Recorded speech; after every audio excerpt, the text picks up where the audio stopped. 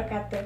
Halo semuanya, perkenalkan nama saya Repiani Nur Apipa dari Pendidikan Biologi kelas 2C Fakultas Tarbiyah dan Keguruan UIN Sunan Gunung Jati Bandung. Kali ini saya akan menjelaskan mengenai sistem peredaran darah yang dibantu oleh perah, alat peraga sistem peredaran darah. Nah teman-teman, perah ini merupakan alat peraga untuk menjelaskan proses atau mekanisme peredaran darah pada manusia, di mana perah ini merupakan media pembelajaran yang terbuat dari bahan yang sederhana tetapi diharapkan dapat berpengaruh terhadap proses pembelajaran dan hasil belajar siswa.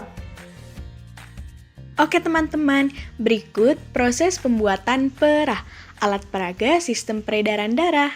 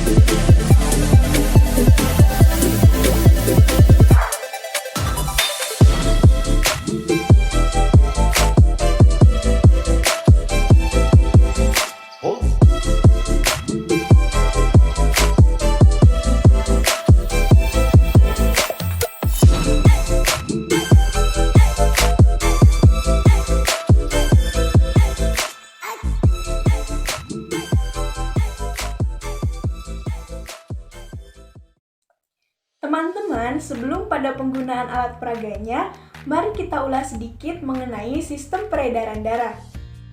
Apa sih sistem peredaran darah itu?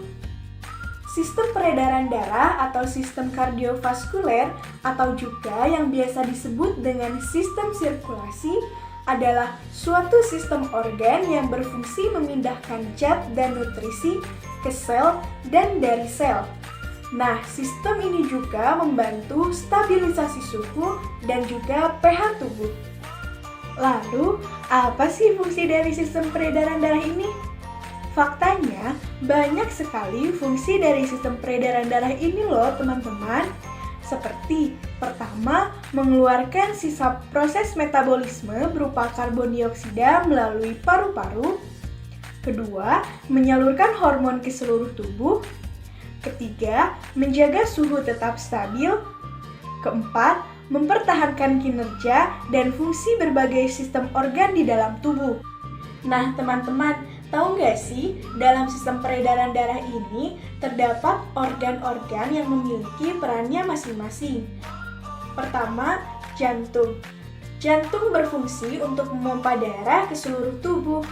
Ruangan yang berada di dalam jantung dibagi menjadi bilik kanan, bilik kiri, serambi kanan, dan serambi kiri. Kedua, pembuluh darah. Pembuluh darah berfungsi untuk mengangkut darah dari jantung dan membawanya ke seluruh bagian tubuh, dan juga sebaliknya. Dan yang ketiga yaitu darah. Darah sebagai komponen paling penting dalam sistem peredaran darah manusia.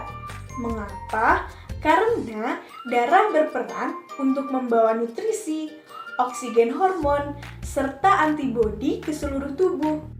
Nah teman-teman, seperti yang sudah kita ketahui ya, bahwa darah itu terdiri dari plasma darah, sel darah merah atau eritrosit, dan sel darah putih atau leukosit. Nah, bagaimana teman-teman? Sekarang sudah ada sedikit gambaran kan mengenai sistem peredaran darah, fungsinya, dan organ peredaran darah. Selanjutnya, langsung saja kita lihat mekanisme atau proses peredaran darah manusia melalui perah atau alat peraga sistem peredaran darah berikut ini. Peredaran darah dimulai dari paru-paru yang mengalirkan darah menuju jantung melalui serambi kiri, lalu ke bilik kiri.